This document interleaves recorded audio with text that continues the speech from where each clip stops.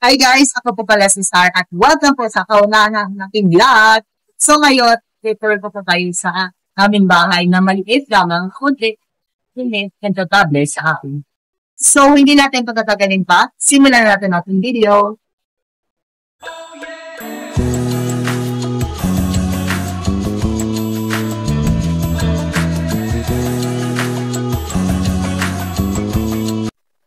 At welcome po sa aming bahay. Pasensya po guys na ganito lang po kaliit. Pero para sa akin po, komportable po siya saan. At ito po yung aming pangatlong bahay na tinitirahan dito sa Takbayan ng Taytay. Dahil ang una po naming tinirahan ay sa harapan ng munisipyo. Yung dalawa po din sila at ngayon dito sa Sarate. So ngayon, dito po kayo. Ngayon sa aming bahay mula sa loob. So tara, samahan niyo ako sa aming hilo. So, ako na namin, dahil ito po ay nasa floor map na namin yung bahay, hindi na po kailangan ng tunnel para mag-contact. At dito po tayo sa ating hinaloang sala sa kusina, pero wala namang kusina dito dahil sa garden naman sa doon sa kapila. Kusina. So, unahin natin yung ating desk. So, ito po yung office, and yung desk namin. So, makikita nyo yung laptop, yung keyboard ko guys, na, para lang sa pinili. Ito na rin po yung mouse. At dito po si Dad nagtatabaw sa kanyang traveling tours and sometimes ako po sa free time. Pag may libangan ng photo. Dito naman po ang lalagyan ng mga plato at baso. So, ito po guys, mga nakalagay dito sa taas. Yan po yung coffee maker na kung saan naglagay na dito po ay naglalagay ka ng kape, ngunit ikaw ang magawa. So nagtala, guys, alam niyo to guys, ito ay cotton candy maker. Ito ay dito kayo gumagawa ng mga masasarap at matatamis na candy na parang tulap. Yes po. Ito po yun. So, nakita niyo po, hindi siya masyado kasi matagal na po ito siyang hindi namin nagagamit. Pero, sana po maayos po itong cotton candy maker na to.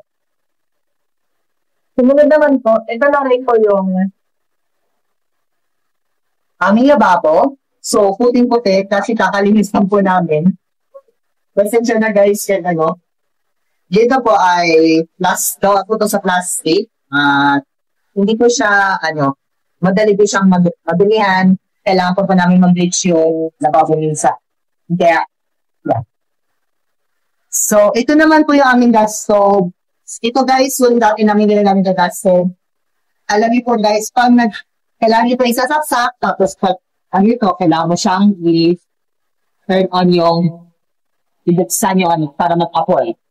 Pero, ito ay pasakit ko sa pwerto kasi sa pagkasyon. Dito naman po tayo sa aking kwarto, tara. So, dito po yung aking kwarto. So, makikita niyo po dito, po yung kama namin. Yung kama ko po.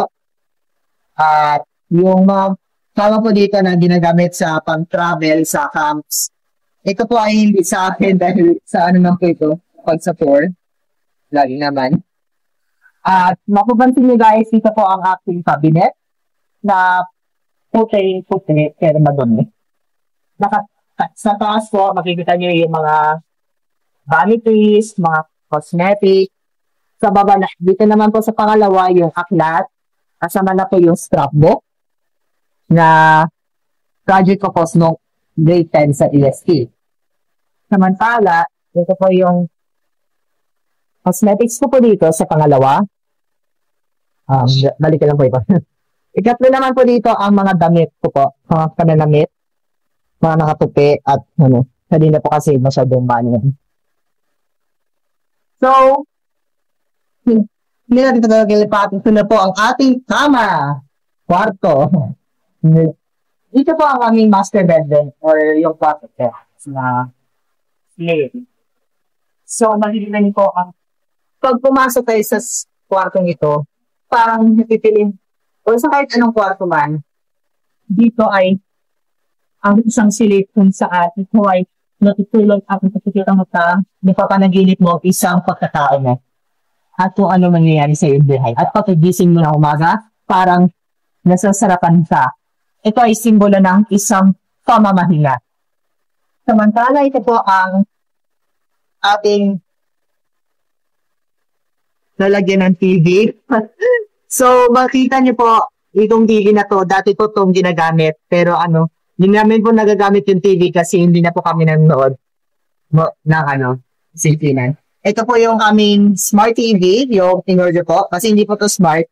Nalagyan na lang namin dito ng karang digital box na maitim at nakakatulong na para manood ng YouTube, ng mag-internet, mag-Netflix, kahit ano lang, basta dito po sa box na to. Mahal po kasi ang smart TV, so ito talagang binili namin online. Samantala po, signal na satellite box, wala po kami signal box kasi ito ay kasali siya sa PLDT nung nandun pa kami sa harapan ng munisipyo. Ito po yung aming router na PLDT. So, dati pa po ito kasi kami ngayon gumagamit ng Converge. Kaya, ngayon, hindi namin ito ginagamit more often. At ito tayo sa ating cabinet. Ito ay gawang-gawa sa kawayan, ngunit maraming mga gamit, mga pananamit, at mga unan na hindi naman nagagamit kung saan-saan. Dito naman po ang stuffed toys na malambot at pwedeng laruin na may laro ng mga bata. Well, ako po kasi ito po ay si Panda na aking inakadal noong grade 5. So nakakaano po kasi especially po childhood po ito.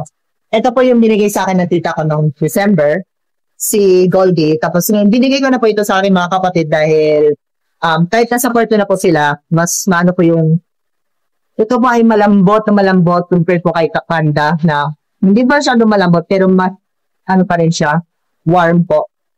Ito naman malambot at masyadong ang kulay. Madilaw-dilaw. Dito na po ipapaano sa taas dahil ay nakikita nyo natin dito kaya lumang laptop at ang hair dryer. So, dito na po tayo pupunta na tayo sa labas at makikita nyo tayo dito kanina sa aming sa bang. At welcome po sa labas ng aming bahay. Dito po ay hindi po kasi wala. Alam niyo po ba kung bakit gawa ito sa buhuan ang mga dingding? Dahil hindi po kulang na po ang hamlo at para sa mabilis na po, ito na lang po para sa aesthetic po. For aesthetic purposes ng ito po. Ito po yung aming mesa. Sa ilalim po ito yung mga ginagamit po nila dad every time kung may storage or ito po yung support. Ito po malalaman itong mga gawa sa mga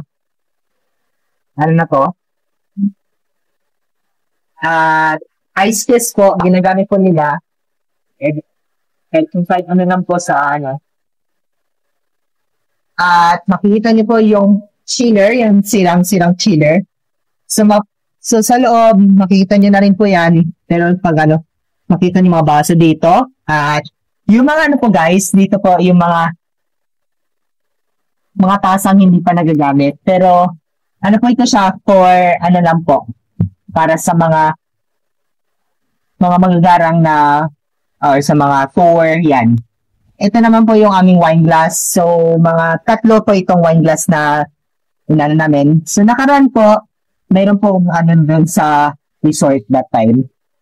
At ito po yung ating mga snorkels and goggles po na ito pa ay ginagamit sa maitim, masyadong malambot, yung texture niya po. Tapos, nakakatulong siya sa paghinga sa tubig. Yung snorkel. Itong pang goggles po na to ay sa lang po, sa pagkita po sa inyong mga mata. Kasi po, pag walang goggles, alam niyo na po yung mangyayari doon.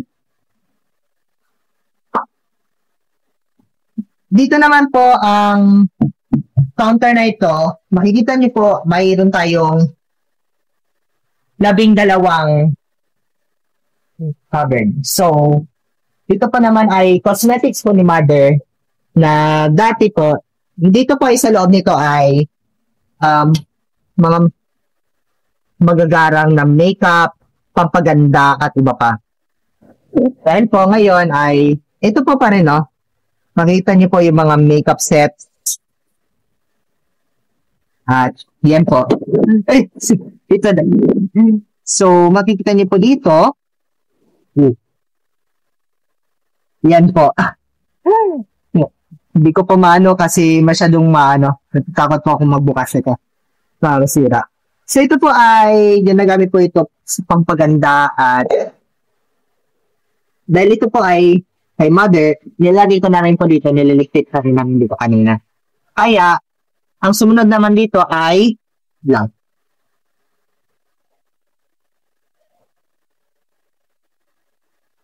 At ito naman nilagay. So, dito naman po guys, makikita nyo yung aming mga aklat. May mga Bible din po. At ito po yung mga notebooks po na yung columnar sa pang business book. At ito ay kulay brown. So, mapapansin niyo po na may mga plato rin kami dito na hindi naman nagagamit. Dahil po sa kung just in case po kung may extra yan, ginagamit po namin yung mga plato. Pero hindi namin kasi marami naman kami, 2 naman kami dito ni Dad, so hindi naman maraming tao.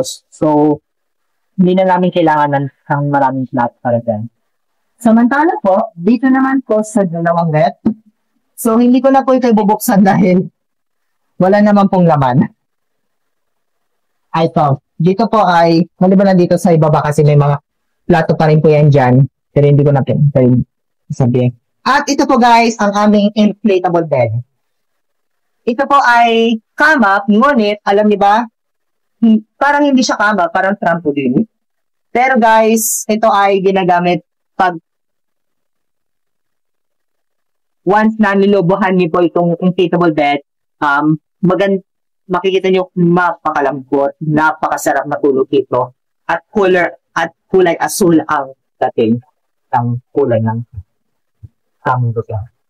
At yan lang po, maraming salamat sa iyong panonood sa aking video na to. Sana po may malalaman niyo, karon po na mayroon kayong na interest po at hindi po kayo na-bored sa aking video. So, click nyo lang pong like and share and subscribe sa aking channel. So, paalam guys!